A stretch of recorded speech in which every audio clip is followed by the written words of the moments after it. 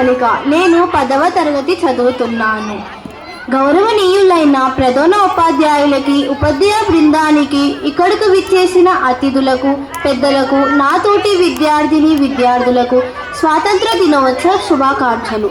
1947 August 15న మనకు స్వాతంత్రం వచ్చిన కారణంగా ఈ వేడుకను జరుపుకుంటున్నాం. స్వాతంత్రం అనేది ఏ ఒక్కరి కృషి వల్ల వచ్చింది కాదు. ఎన్నో పోరాటాలతో, ఎంతో మంది ప్రాణత్యాగాల ఫలితమే ఇప్పుడు మనం అనుభవిస్తున్న స్వేచ్ఛ. దాదాపు 200 ఏళ్ళు బ్రిటిష్ పాలనలో మగ్గిపోయిన యావత్ భారతాన్ని క్రమక్రమంగా ఆక్రమించుకుంటూ చాలా భాగాన్ని తమ పరిపాలన కిందకు దోచుకున్నారు. బ్రిటిష్ వారి నుంచి ఎన్నో పోరాటాలు, త్యాగాలు చేసి మన దేశాన్ని కాపాడినందువల్ల మనం ఎందరో వీరులకు కృతజ్ఞతలు తెలుపుకోవాలి. మహాత్మా గాంధీ, నెహ్రూ గారు, డాక్టర్ అంబేద్కర్ మరియు ఎందరో మహానుభావులు మనకు స్వాతంత్రం రావాలని ఆశించి పోరాడారు.